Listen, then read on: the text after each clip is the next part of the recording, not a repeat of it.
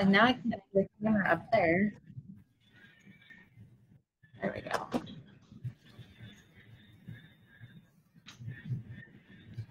I'm going to close this. Should be the okay. Okay, I'm going to set Becky as a panelist. I think, yeah, we're started. Sorry, guys. Had computer trouble trying to get this meeting started. I'm going to hang up, Ash. Okay. All right. Bye.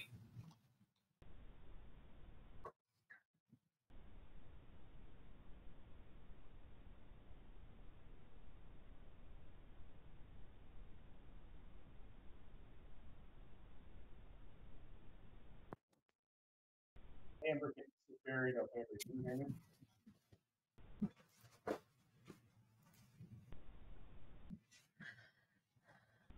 Okay, hold on. I can't hear anybody. There we go. Amber, can you hear me? Yes, now I can. Very high. I had my speakers on mute. I'm sorry. I had my laptop decided to freeze up for the last 20 minutes. That's okay. I'm trying a new setup too, so I just wanted to make sure you can hear me. Yes, sure can.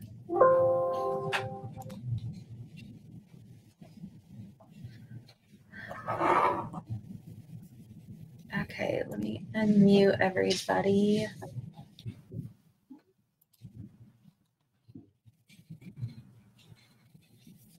Okay.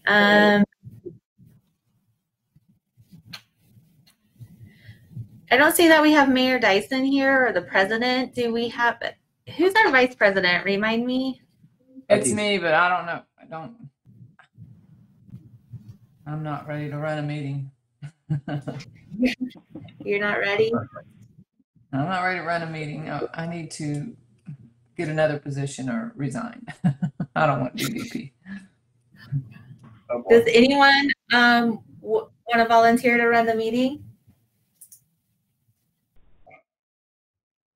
I can try. This is Barry, just so we can keep it going. Yeah, I'll help you too. Yep. All right. So first thing we need to do is call it over, right?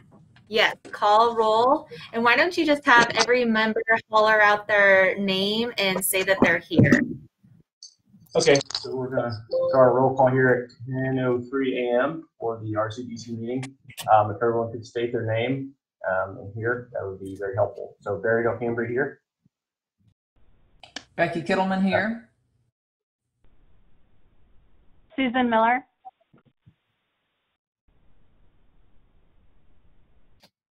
Oh, here's the mayor. There we go.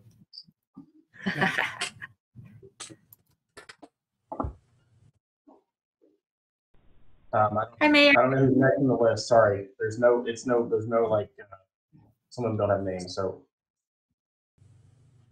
hey guys. Hey, we were just doing roll call. Okay, right on, and I'm jumping right into the middle of it. Okay. Yeah. So sorry, I'm late.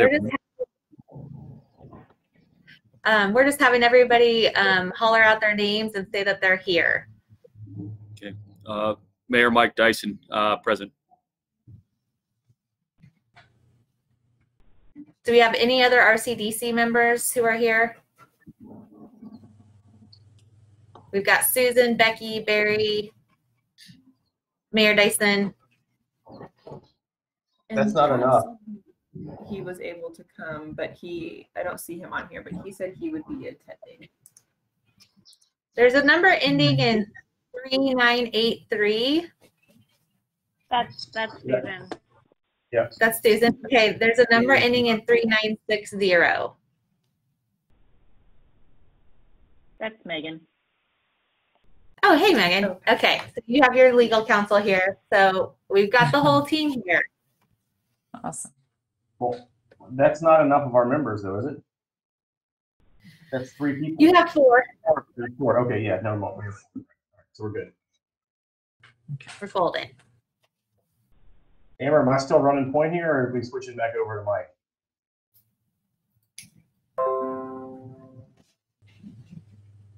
Can't hear you. He's on mute. Oh. You're on mute, Mayor. Sorry. Yep, got it. Barry, I'm happy for the handoff, but I'm also more than happy to let you take the reins. All right, we'll just keep running, and Amber, we'll see how much help we need here. Okay, so now that we're all here, we have a quorum. We move on to public comments, I believe. We'll make sure we limit that to 3 minutes. I don't know if we have any public members wanting to speak or not, but I'd like to turn that over to the public. We do not, Barry. We don't have any members of the public here. Okay, so now we need to vote to close the public portion of the meeting, correct? Correct? All right, so I need a motion and a second No. to close the public meeting. No, you don't. You No? can just move on to the next item. Yes. Okay, so we're just going to do the next item then. There we go. And now we will move on to the agenda. The first item is a discussion and possible action on minutes from the May 28th meeting, which I don't believe I was at, called by the RCDC. So any discussion or action there, I'm not going to be able to provide much guidance. Move to approve the minutes for May 28th, 2020 special called RCDC meeting. I second it. All in favor?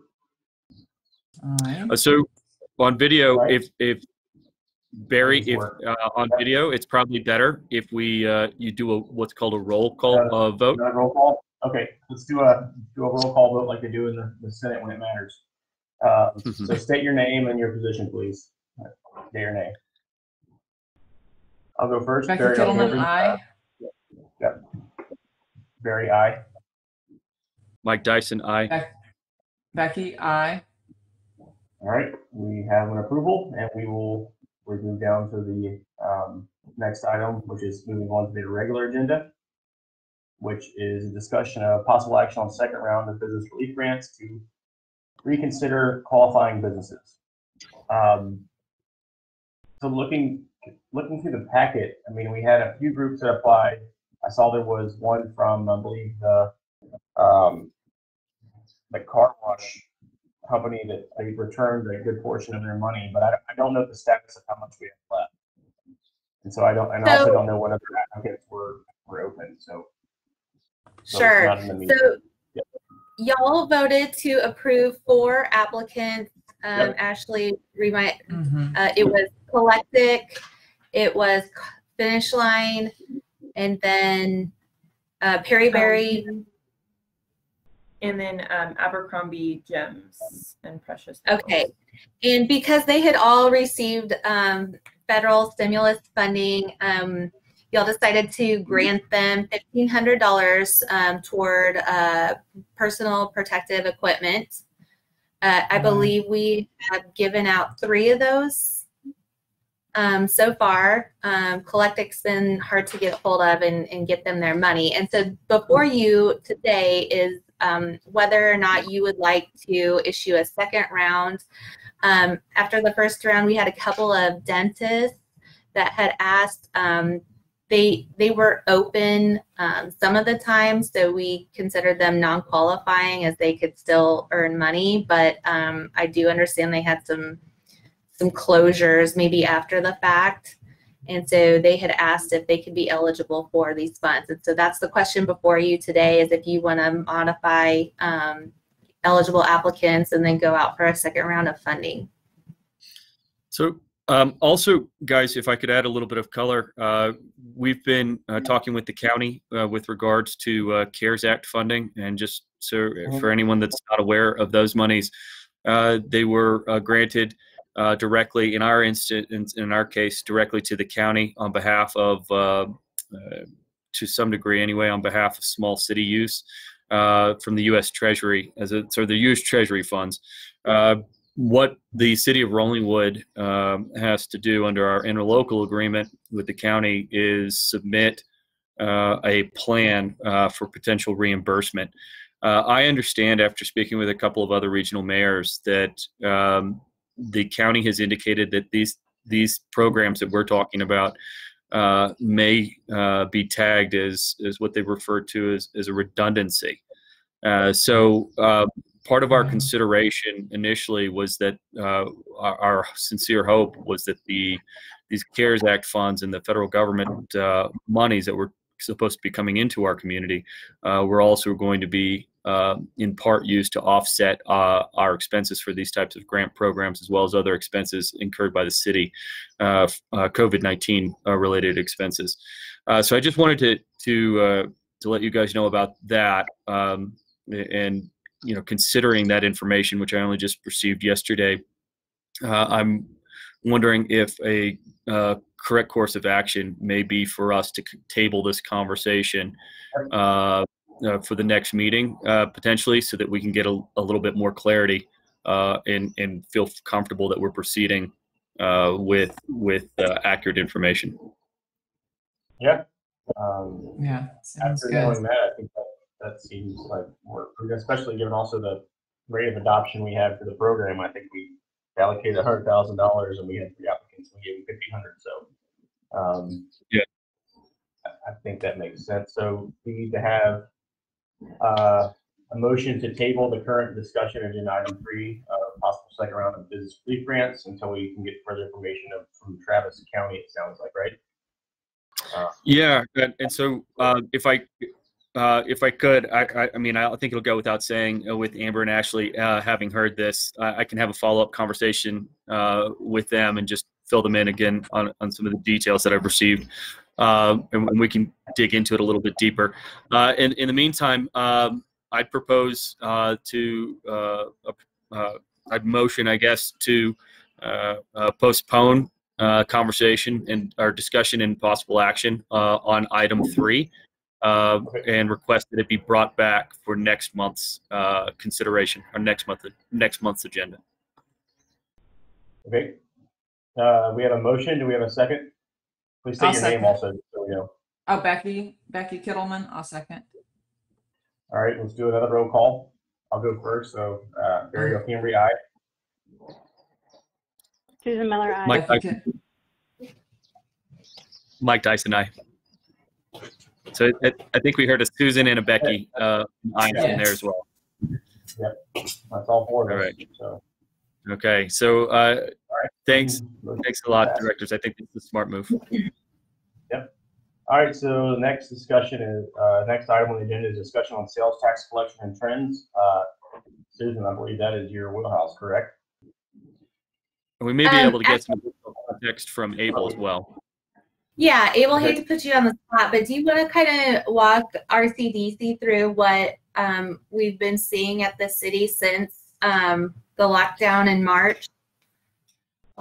Yes, the March collections that came in initially from the state were really good, probably because of the panic buying that people had at Trader Joe's. Subsequent to that, the following month, our sales taxes went down by a significant amount. They rebounded a little bit this last month when the July collection from the state came in.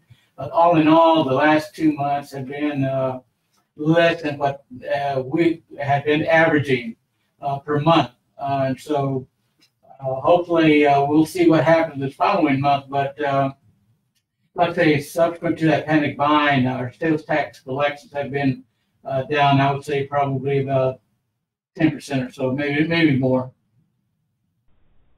So Also, can you repeat that? Sorry. So if you look at like a 3-month rolling average of like the month before the pandemic, and then like I think that you mentioned 2 other months really hit, are we close to last year's collections or are we down? No, I'm trying to figure it out, right? No, year to date, if you look at financials, yep.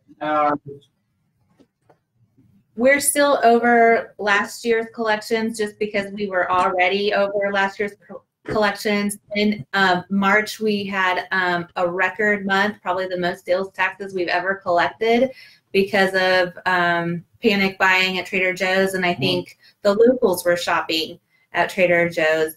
And then once things started opening up, we saw a depression in our sales tax revenues. We're still up over last year's collections, but we are down 10% as compared to the prior year. Year to date, we've collected almost 91% of our budget for the current year. And this is through June, so we still had 3 more months to go. I really do believe we'll exceed the budgeted amount that we had for the year in our sales tax collections. So in that regard, we're in good shape. I'm just telling you the latest collection that we had for the last 2 months. And but even if we continue at the rate that we've been collecting the last 2 months, we still will exceed the budgeted amount for the year. One other thing at play right now is that the origin, the destination sales tax, where Google and products end up, is where the sales taxes are being collected, and that just came online at the same time. So we've got some different things going on that are different compared to what we've experienced in the past. Okay, so these are online transactions that are being originated in Rollingwood. Yeah. Okay. Yeah. So So online sales are generally speaking are up. Arguably, I guess they're up across our community as well, as more people just have items delivered to their homes rather than going to the actual brick and mortar. One of the things that's really been emphasized by the Texas legislature recently is, as Amber noted, where those sales taxes are collected. Unfortunately, we thought we were originally under the hopeful impression that we were going to see a larger boon from that than I think we probably will. Subsequently reviewing, it turns out that some of the largest online providers, such as Amazon, have already been attributing sales tax largely to the destination, which would be, so when a package arrives at your doorstep here in Rollingwood, Rollingwood is already seeing a large portion of those sales taxes. It was and it continues to be a worthwhile effort. Unfortunately, it's just not going to quite be the boon that some of us were keeping our fingers crossed for. Yeah, I mean, there's only 1,400 of us in the city, so I would imagine there's only so much consumption that can take place. Just shy of 1,600, and I'll tell you what, guys, that really emphasizes, while we're on the topic of sales tax and sales tax collection, what critical function this EDC provides for our city.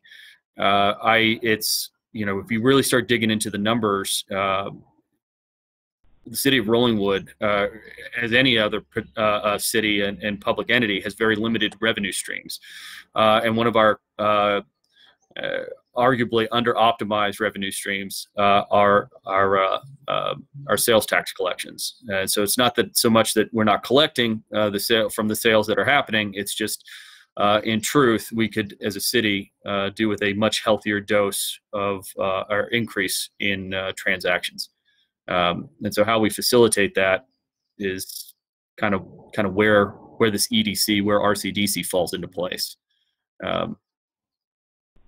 Anyway, critical part of a bigger discussion that the city's having right now. So something to bear in mind. Anything we can do as a body to at the very least maintain what we're seeing, but ideally improve it. That should be the highest priority for us.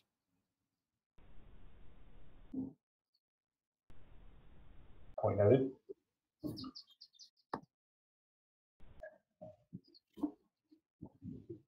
Any So other do- questions, staff? I mean, do we, can we move on to the next item, Amber, or do we do anything else on that? Yes. Okay. So the next one is discussion of development of Shop Safe program to provide guidance and guidelines to businesses during the COVID-19 pandemic. I am not overly familiar with the packet of the Shop Safe program, so I'm going to have some other members explain that a little bit. But let's go ahead and start the discussion. Sure.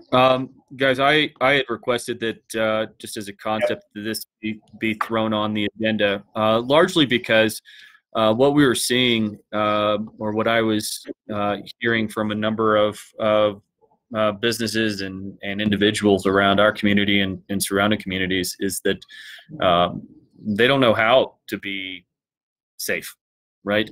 They were really looking for any level of guidance, whether they're kind of ripping pictures from the CDC. The county now has provided some nice little charts that I think we see in a lot of places.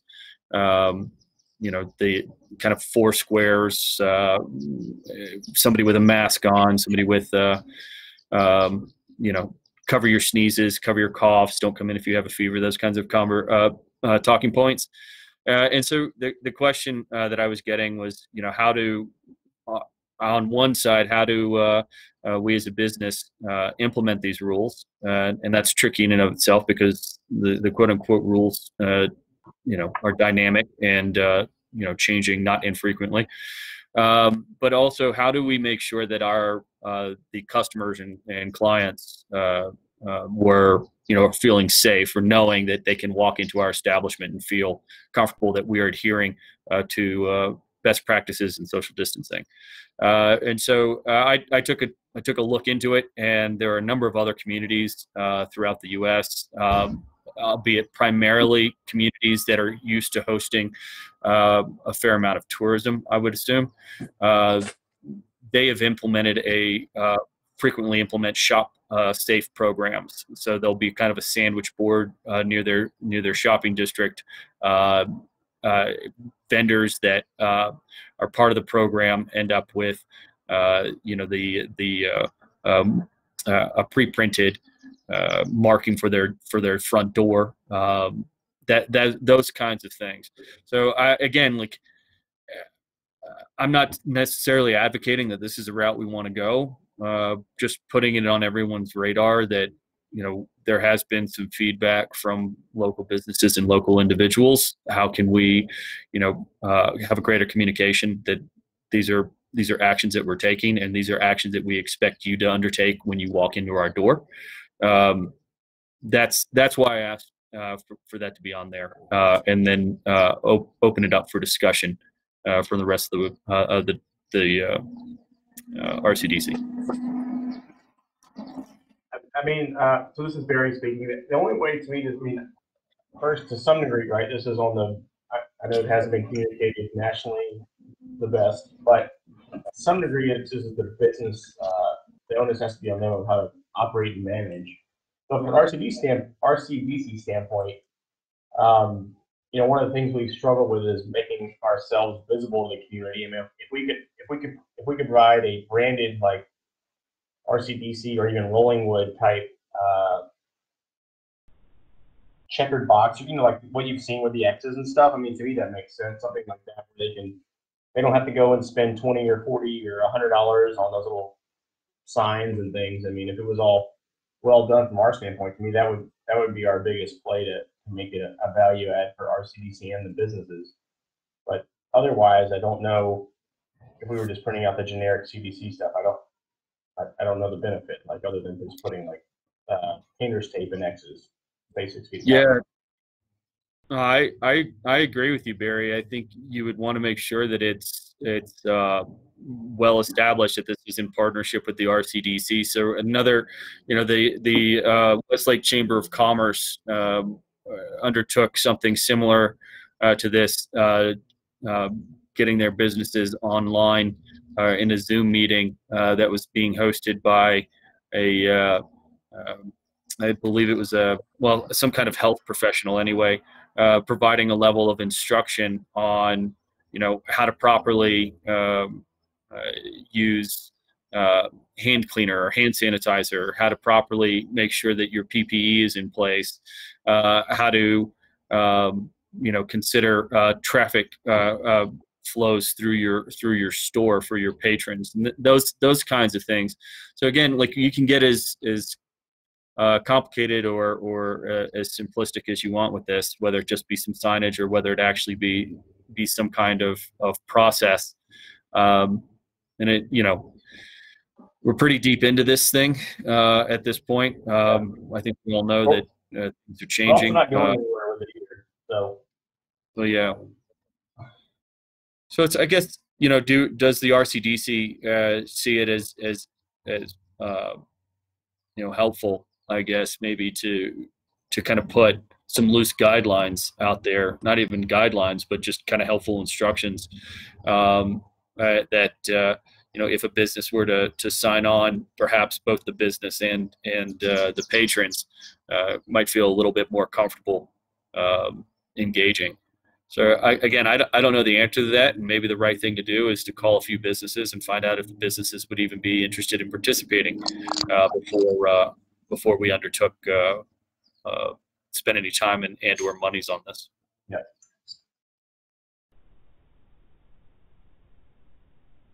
So, I mean, I think the first step is to go. We don't have that many like retail businesses, so I don't think it'd be that hard to like pull a few. My first thought would be to check to see if they even want our help or assistance. I don't know the businesses that spoke with you or the council, but I feel like my personal opinion, the guidelines are at least now pretty set in place, both from a local and state level at least. That's what's required. So it's more so to me. I mean, because we would be replicating the CDC guidelines, right? So that's redundant to me. It's more so if we have an opportunity to put our name out there and provide it in a way that they don't have to incur a cost of providing signage or anything else, right? And so that would be the opportunity versus additional guidance. Yeah, and I think you make some really good points, right? It's not that we as a body are going to go off and develop something that's that reinvent the wheel, so to speak. It is going to be us relying on information that is otherwise widely available through public enterprise and much more qualified to make those kinds of decisions than we are. I guess really the way or the question I'm faced with is, do we want to be proactive? We understand as maybe individuals and as a body that this information is available via the CDC and through Austin Public Health and through the county. But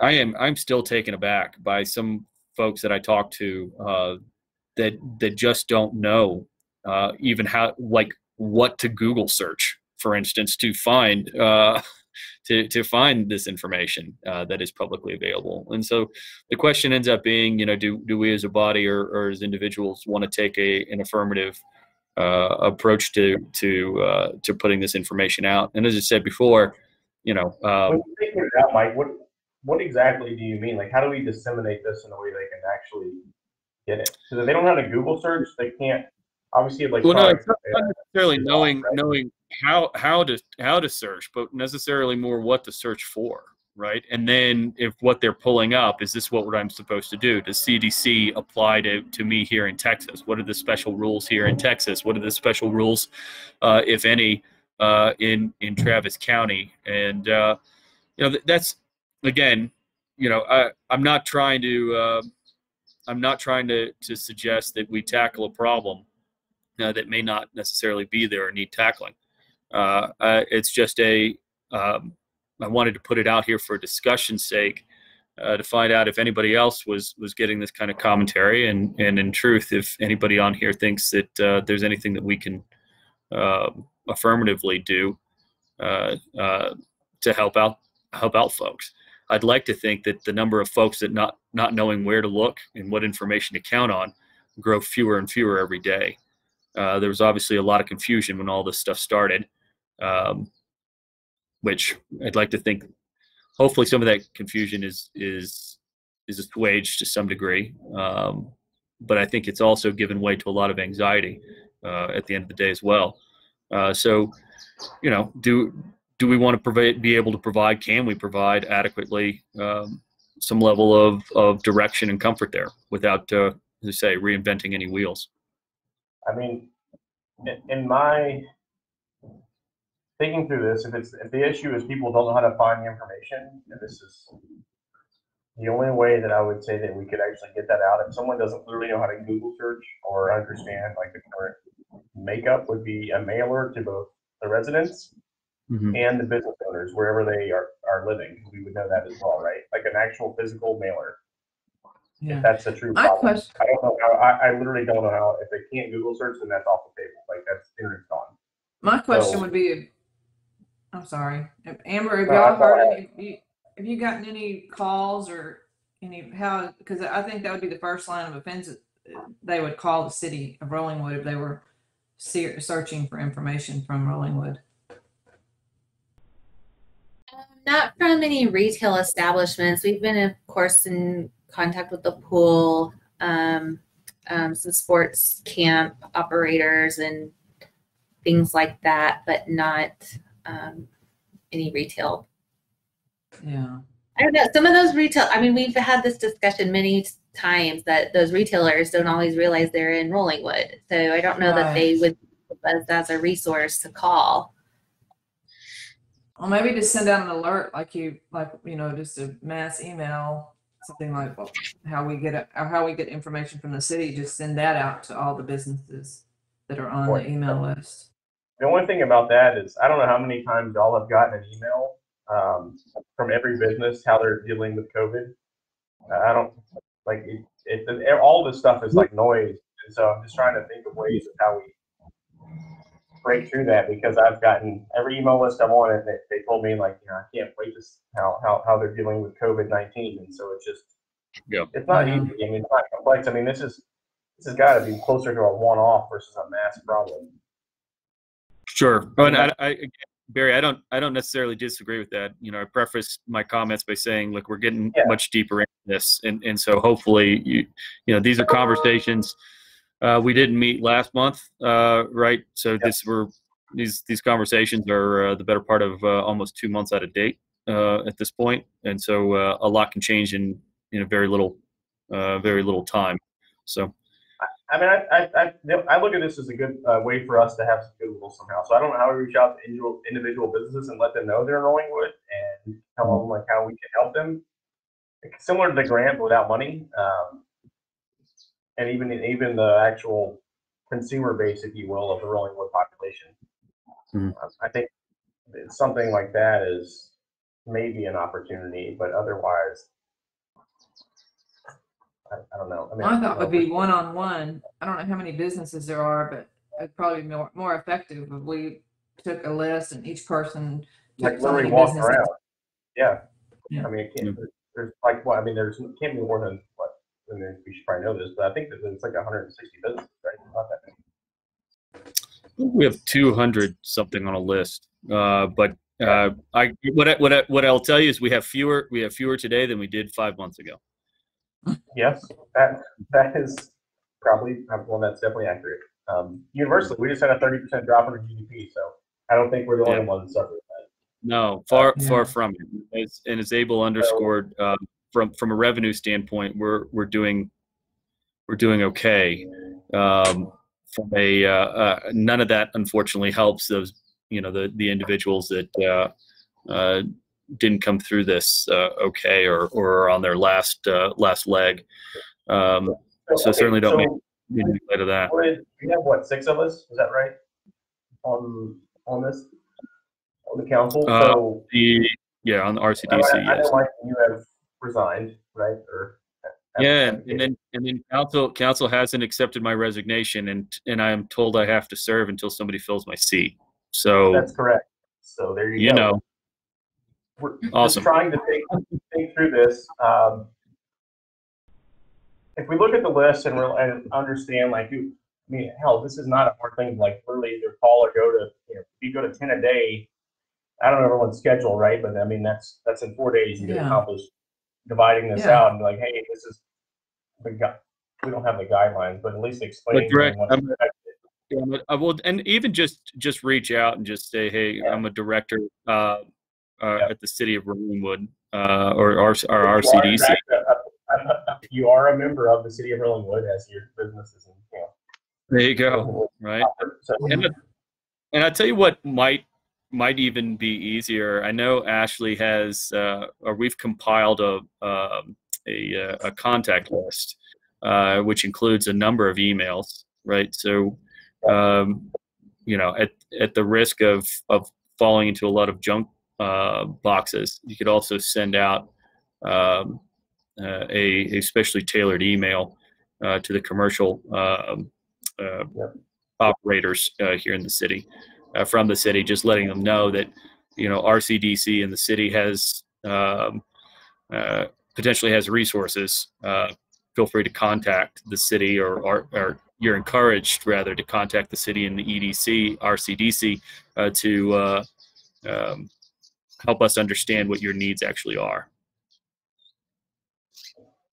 yeah, I don't know everyone else's thoughts on that, but I mean, something like that seems like that might work. I mean, it just, yeah, I think it'd be good anyway. I mean, that's just, yeah. I think you made a really good point earlier, Barry, about data collection. What I would summarize as data collection, and just, you know, what do these guys need at the end of the day, right? And having one or two conversations.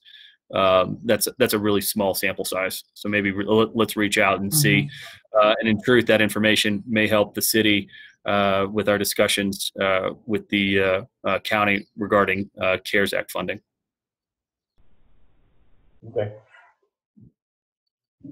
So what are our next steps? To email the list? And I tell you what, how about we, I'll propose a motion to direct the city to provide an email list or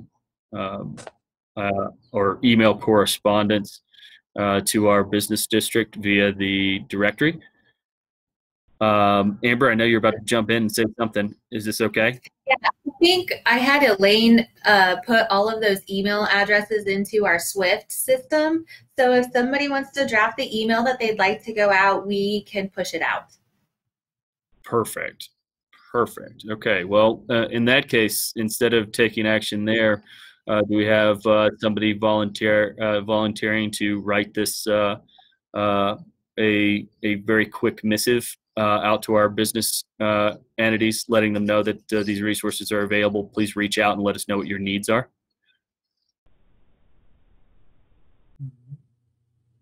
I've already resigned. Yeah, but it's not really. I think you can handle that. I'll tell you what. So quick question. Should this actually come from?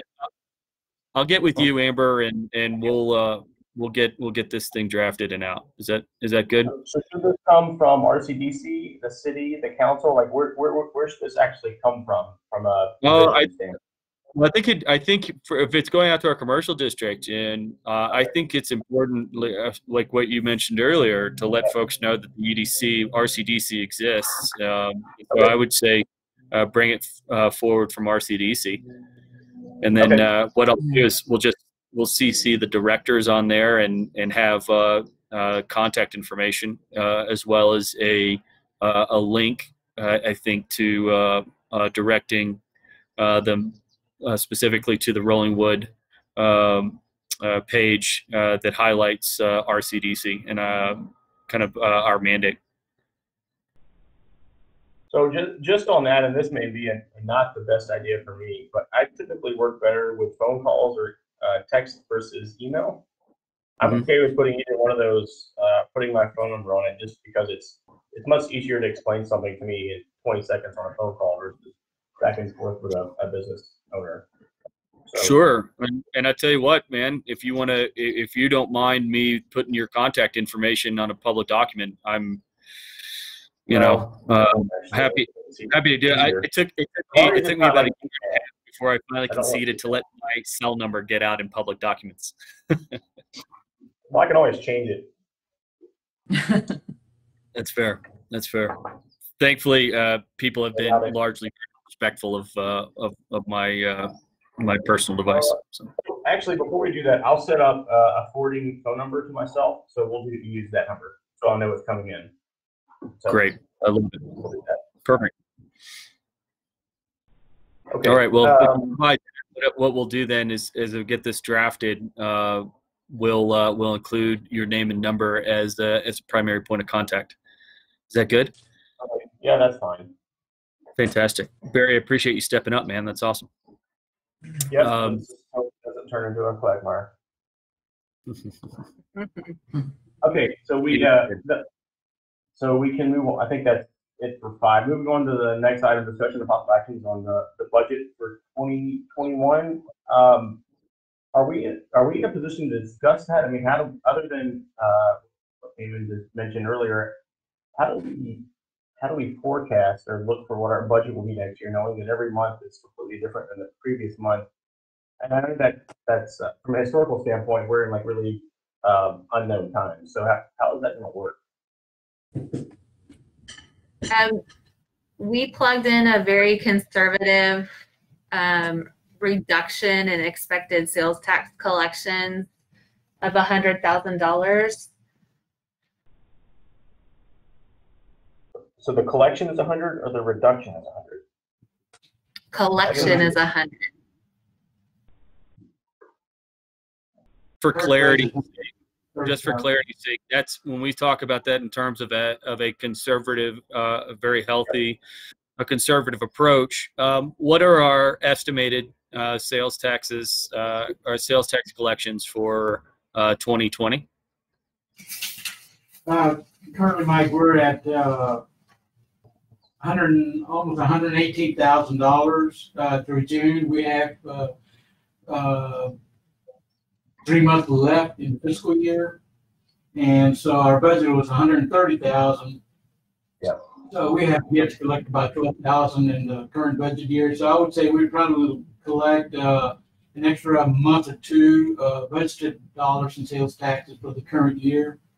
But for next year, being conservative, not knowing what the rest of the summer is going to be like, we reduced the budget for next year in sales tax collections. You know, we exceeded great, but at least from a planning point of view, we decided to be conservative in that amount. No, I agree. I agree wholeheartedly with the approach. I'm just trying to get a concept, an idea, I guess, around how much of how conservative we're being, I suppose. So last year our sales taxes, if memory serves, were in the ballpark of 138,000. 2019. I don't have 2019 numbers. Okay.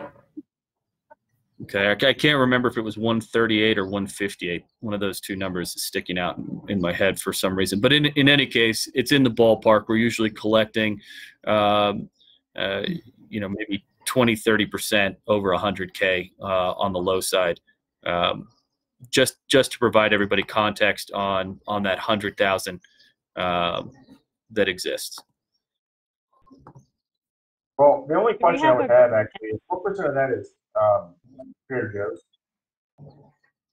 That was my question as well. Significant. Is that 90%? So Go ahead, Susan. I was going to say, if we understood the breakdown or at least the profile of the contributors, then we can kind of risk weight their 2019 contribution versus their 2020 if we want to make it more accurate. So for example, if Trader Joe's is 50% of our budget, then we can probably, pretty confidently assume that, year over year it will be similar versus, maybe the furniture store, they're X percent, maybe they're going to be down, 30 or 40% or whatever their sales trends have been down. So when you sum everything up for 2020, you'll have it kind of risk weighted based upon the profile of the business. But if we don't have that detail, then it is what it is. Yeah, we don't have that detail, unfortunately. Our sales tax, they will share with us the top 10 sales tax providers, but beyond that, sales taxes. I think that would be enough, personally. I guess that's enough too. Yeah, I agree. Okay. Yeah.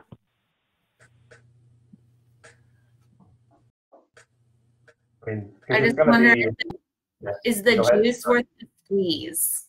Because Well, you know. So I understand where your head is, Amber, but I'll tell you, I love the fact that we've got an RCDC now that is interested in a higher level of a degree of forecasting.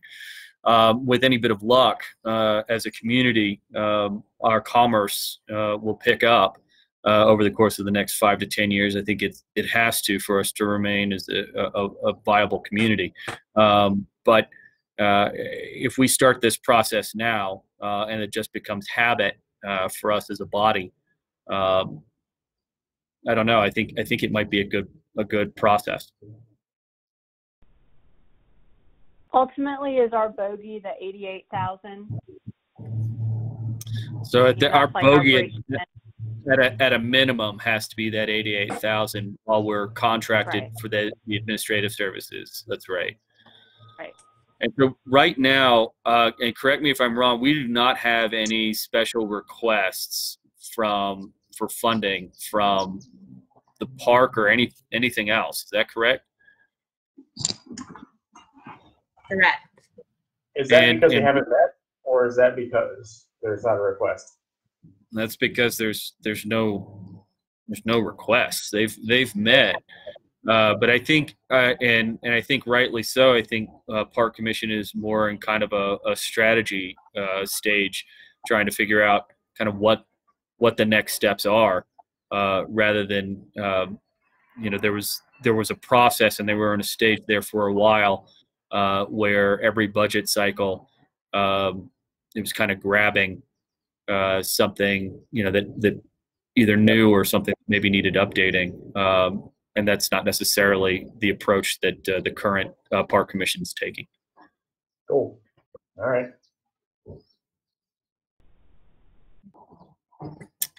We can always amend your budget too as requests if you receive any requests going forward. And what are we staring down the barrel of as far as surplus from a previous budget?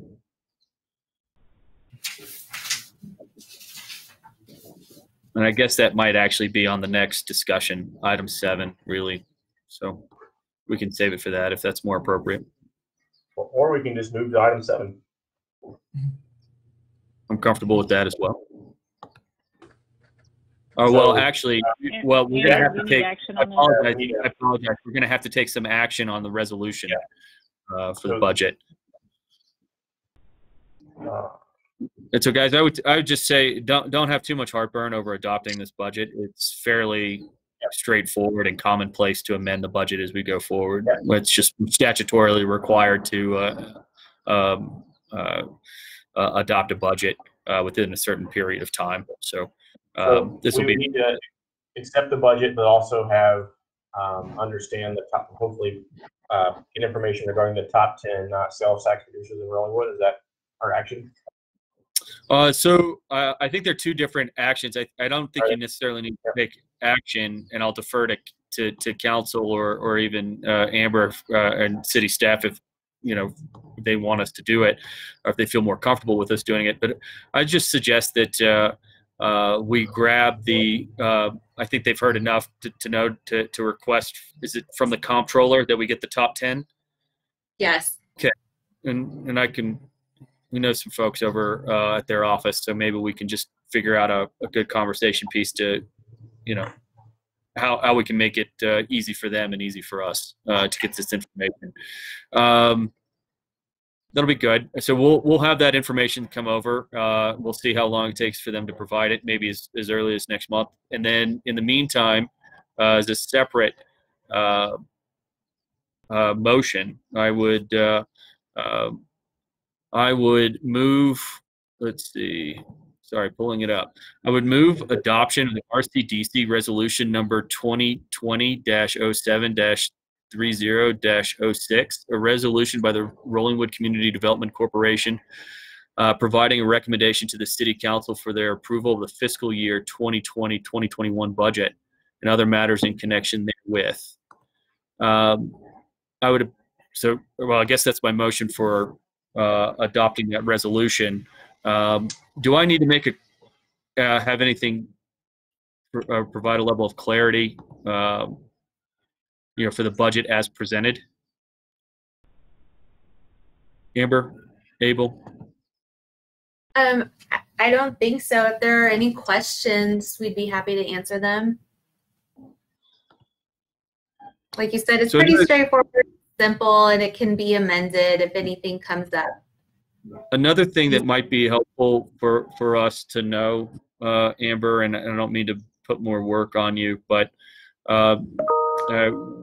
when we're only one into this, I suppose, one cycle into this, but understanding what the actual impact is of the designated expenditures, 555.75/90, the Administrative Services Agreement. When we first agreed to that and adopted that, part of the conversation was, that we would continue taking a look to find out whether or not 88,000 was, basically we would true it up, is the short, right? Like, is 88 the actual number, or was it, how much of an estimate was that, I guess? We're only one cycle in. Do you guys have any thoughts on that? Maybe it's helpful for us to take a look at how those resources, or make sure at least those resources were allocated this last cycle. Yeah, we could take a look at that.